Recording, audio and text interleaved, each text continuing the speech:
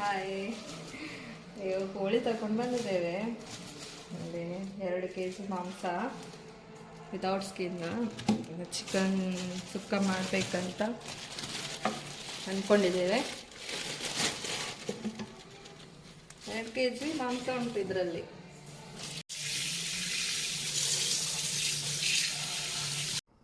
Hi ನೋಡಿ, chicken ಎಲ್ಲ ready ಮಾಡಿ ತೊಳೆದಿಟ್ಟು ರೆಡಿ ಆಗಿದೆ. ಈಗ ನೆಕ್ಸ್ಟ್ ನಾವು ಚಿಕನ್ ಸುಕ್ಕ ಮಾಡಲಿಕ್ಕೆ ಈರುಳ್ಳಿ ಕಟ್ ಮಾಡಿದ್ದೇನೆ, ಹಸಿಮೆಣಸಿನಕಾಯಿ, ಟೊಮೆಟೊ ಮತ್ತು ಬೆಳ್ಳುಳ್ಳಿ ಸಣ್ಣದಾಗಿ ಹೆಚ್ಚಿದೆ.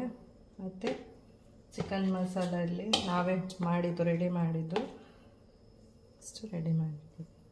So next ಹಚ್ಚಿಸೋಣ. ಓಕೆ, ಸ್ವಲ್ಪ ಬಿಸಿ ಆಗಬೇಕು. ಬಿಸಿ ಆದ ತಕ್ಷಣ ಆಯಿಲ್.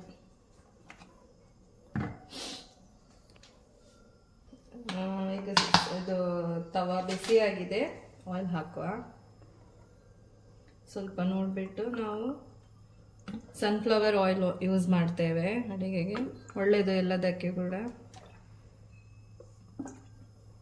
ಈಗ ನಮಗೆ ಅರ್ಜೆಂಟಾಗಿ ಚಿಕನ್ ಮಾಡಬೇಕು, ಚಿಕನ್ ಸುಕ್ಕ ಅಂದರೆ ಈಗ ಯಾರಾದರೂ ಬರ್ತಾರೆ ಗೆಸ್ಟ್, ನಾವು ಬಂದ ತಕ್ಷಣ ಅರ್ಜೆಂಟಾಗಿ ಮಾಡಬೇಕು ಅಂತ ಅನಿಸಿದರೆ ಇದು ನಾವು ರೆಡಿ ಮಾಡಿಟ್ಟದಿರ್ತದೆ ಆಲ್ರೆಡಿ. ಸೊ ಅದನ್ನು ಹಾಕಿದೆ. ನೆಕ್ಸ್ಟ್ ಕರಿಬೇವು ಸೊಪ್ಪು ನಮಗೆ ಅಂಗಡಿಯಿಂದ ತರಬೇಕಂತ ಇಲ್ಲ, ನಮ್ಮ ಮನೆಯಲ್ಲೇ ಆಗ್ತದೆ. ಸೊ ಇದನ್ನೊಂದು ಹಾಕಿ ಬಿಡುವ.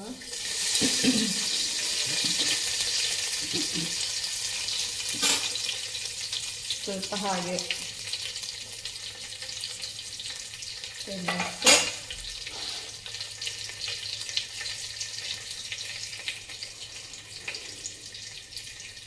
ಬೆಳ್ಳುಳ್ಳಿ ಹಾಕಿ ಸ್ವಲ್ಪ ಫ್ರೈ ಆಗಿ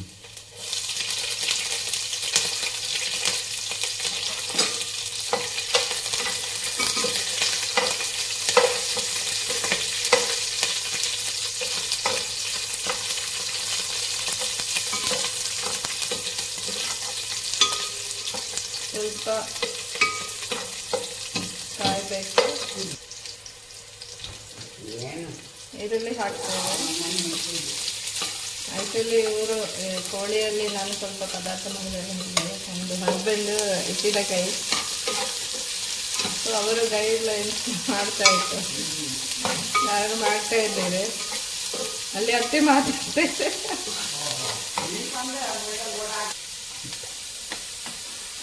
ಒಂದು ಚಿಟಿಕೆ ಉಪ್ಪು ಹಾಕಿದರೆ ಇದು ಸ್ವಲ್ಪ ಬೇಗ ಫ್ರೈ ಆಗ್ತದೆ, ಮತ್ತು ಕೆಂಪು ಬಣ್ಣಕ್ಕೆ.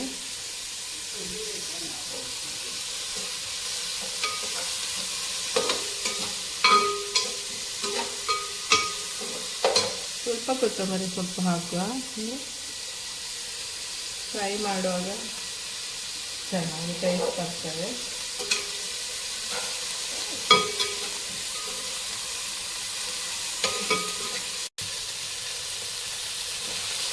ಟೊಮೆಟೊ ಹಾಕಿಬಿಟ್ಟು ಜಿಂಜರ್ ಗಾರ್ಲಿಕ್ ಪೇಸ್ಟ್ ಹಾಕಿದ್ದೇವೆ. ಇದನ್ನು ಫ್ರೈ ಮಾಡಬೇಕು, ಬ್ರೌನಿಷ್ ಕಲರ್ ಬರುವವರೆಗೆ. ಅವರೇ ಮಾಡಿ ಬಂದ.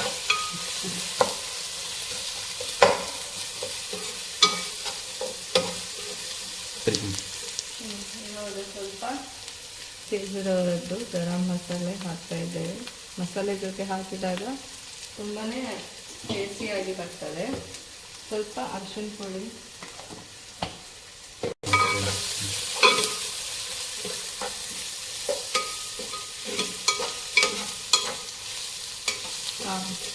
ತುಂಬ ಪರಿಮಳ ಘಮ್ಮ ಅಂತ ಬರ್ತಾ ಇದೆ. ಹಾಗೆ ನಾವು ಪುಡಿ ಮಾಡಿಟ್ಟಂತಹ ಚಿಕನ್ ಮಸಾಲದ ಅರ್ಧ ಭಾಗದಷ್ಟನ್ನು ಹಾಕಿ ಬಿಡುವ. ಈಗಲೇ ಇದು ನಾವು ಮನೆಯಲ್ಲೇ ತಯಾರಿಸಿದ್ದು. ಇದರ ವಿಡಿಯೋ ನೆಕ್ಸ್ಟ್ ನಾವು ಹೇಳ್ತೇವೆ ಯಾವ ಥರ ಮಾಡೋದಂತೇಳಿ. ಇವಾಗ ಸ್ವಲ್ಪ ಮಸಾಲೆ ಪುಡಿ ಹಾಕಿದರೆ ಇದು ತುಂಬ ಚೆನ್ನಾಗಿ ಬರ್ತದೆ ಟೇಸ್ಟಾಗಿ. ಅರ್ಧ ಅರ್ಧ ಹಾಕಬೇಕು, ಇವಾಗ ಅರ್ಧ, ನೆಕ್ಸ್ಟ್ ಅರ್ಧ. ಸೊ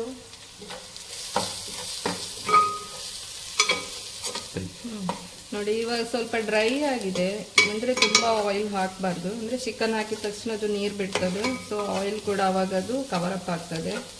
ತುಂಬಾ ಆಯಿಲ್ ತಿಂದರೆ ಹೆಲ್ತಿಗೂ ಒಳ್ಳೇದಲ್ಲ. ಈಗ ಡ್ರೈ ಆಗ್ತಾ ಬಂದಿದೆ, ಸ್ವಲ್ಪ ಲೋ ಸ್ಟೀಮಲ್ಲಿ ಇಡೋಣ.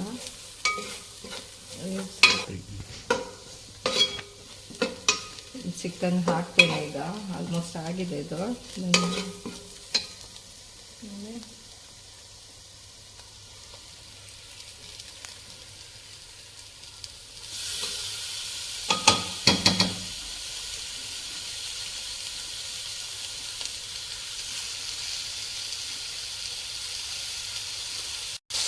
ಒಂದೂವರೆ kg ಕೋಳಿ ನಾವು ತಗೊಂಡಿದ್ದೇವೆ. ಇದರಲ್ಲೇ ಡ್ರೈ ಇದು ನೋಡಿ, ಹೀಗೆ ನಿಧಾನವಾಗಿ ತಿರುಗಿಸ್ಬೇಕು. ಅದು ಆವಾಗ ಸ್ವಲ್ಪ ಸ್ವಲ್ಪ ಕಾದ ತಕ್ಷಣ ಅದು ನೀರು ಬಿಟ್ಕೊತ ಹೋಗ್ತದೆ. ಸೊ ಆಗ ಡ್ರೈ ಆಗೋದಿಲ್ಲ. ಮತ್ತು ಇದರ ಜೊತೆಗೆ ಉಪ್ಪು ಕೂಡ ಮಿಕ್ಸ್ ಮಾಡಬೇಕು. ಉಪ್ಪು ಮತ್ತು ಅರಶಿನ ಕೂಡ ನೋಡಿ. ನಾನಿವಾಗ 1 ಸ್ಪೂನ್ ಉಪ್ಪು ಹಾಕ್ತಾ ಇದ್ದೇನೆ.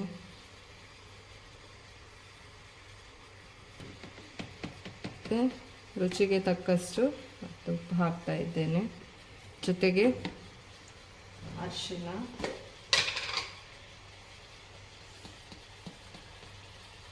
ಅರಿಶಿನ ಒಂದು ಅರ್ಧ ಸ್ಪೂನು. ಅರಿಶಿನ ಅಂದರೆ ತುಂಬಾ ಹೆಲ್ದಿ ಇರ್ತದೆ. ನಿಧಾನವಾಗಿ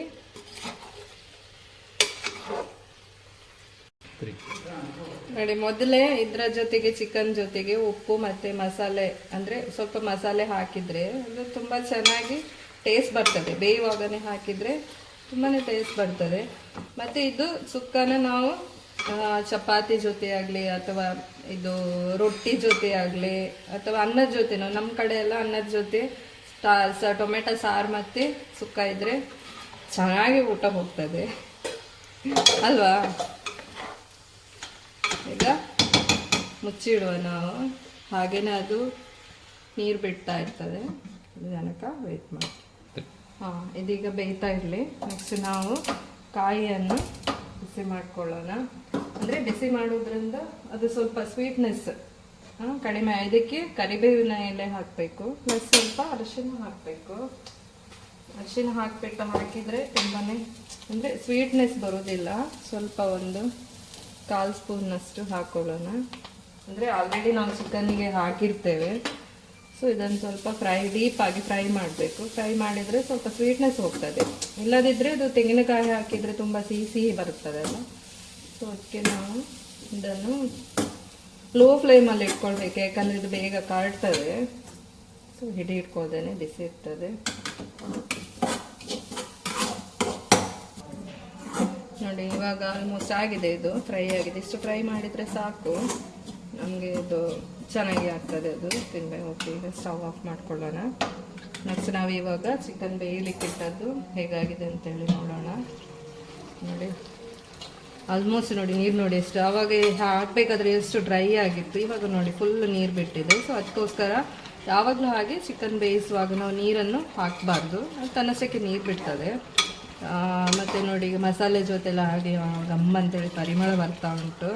ಅಂದರೆ ನಾವು ಮಸಾಲೆಗೆ ಕೂಡ ನಾವು ಮಸಾಲೆ ಈರುಳ್ಳಿ ಬೇಯಬೇಕಾದ್ರೂ ಕೂಡ ನಾವು ಮಸಾಲೆ ಪೌಡರ್ ಪ್ಲಸ್ ಗರಂ ಮಸಾಲೆ ಎಲ್ಲ ಹಾಕಿದ್ರಿಂದ, ಮತ್ತು ಬೇಯುವಾಗ ಕೂಡ ಅದರ ಚಿಕನ್ ಮಸಾಲ ಹಾಕಿರೋದ್ರಿಂದ ತುಂಬಾ ಇವಾಗಲೂ ಗಮ್ಮ ಅಂತಂದರೆ ಮಾಂಸಕ್ಕೆಲ್ಲ ಹೀರ್ಕೊಳ್ತದೆ. ಇವಾಗ ಉಳಿದ ಎಷ್ಟು ಮಸಾಲ ಇದೆ ಅದನ್ನು ಹಾಕಿ ಬಿಡೋಣ. ಇದರಲ್ಲಿ ಆಲ್ಮೋಸ್ಟ್ ಕೋಳಿ ಬೆಂದಿದೆ. ಮಸಾಲ ಎಲ್ಲನೂ ಹಾಕಿ ಬಿಡೋಣ. ಇದು ಅದಕ್ಕೋಸ್ಕರ ಅಂತೇಳಿ ಮಾಡಿದ್ದು.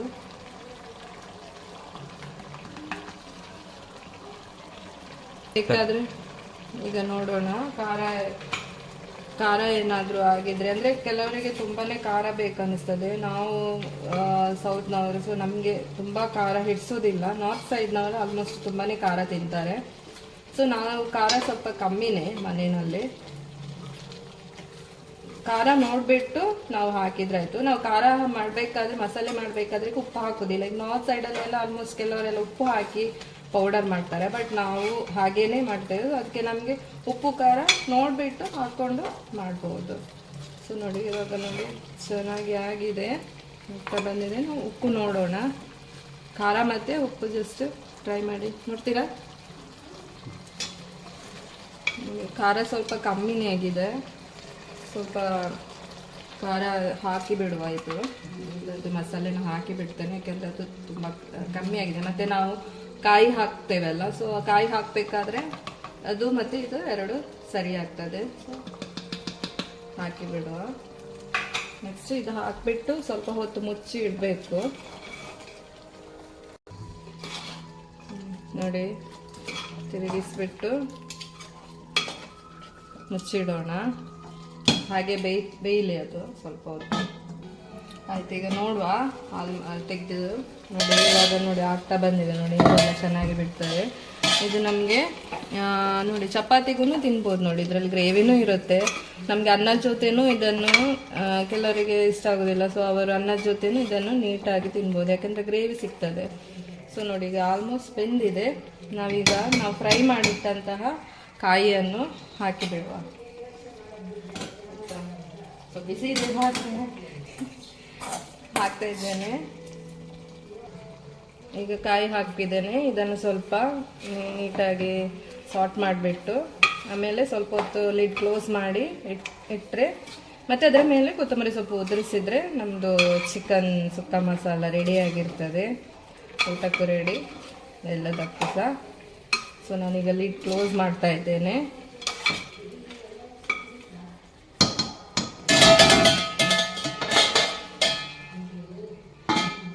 ಇವಾಗ ತೆಗಿಯುವ.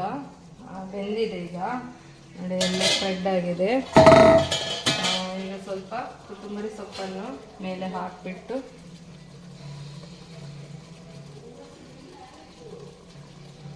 ಕ್ಲೋಸ್ ಮಾಡಿಬಿಟ್ರೆ ನಮ್ಮದು ಚಿಕನ್ ಸುಕ್ಕ ರೆಡಿ. ನಮ್ಮದು ಚಿಕನ್ ಸುಕ್ಕ ಇವಾಗ ರೆಡಿಯಾಗಿದೆ. ಈ ಥರ ಬಂದಿದೆ. ಬೇಕಾದರೆ ಟೇಸ್ಟಿಗೆ ಬೇಕಾದರೆ ಲೆಮನ್ ಮತ್ತು ಈರುಳ್ಳಿಯನ್ನು ಕಟ್ ಮಾಡಿಕೊಂಡು ಹಾಕ್ಕೊಳ್ಬೋದು. ಇವಾಗ ನೆಕ್ಸ್ಟ್ ನಾವು ಮುಂದಿನ ವಿಡಿಯೋದಲ್ಲಿ ಸಿಗೋಣ. ಲೈಕ್ ಮಾಡಿ, ಶೇರ್ ಮಾಡಿ. ಬಾಯ್.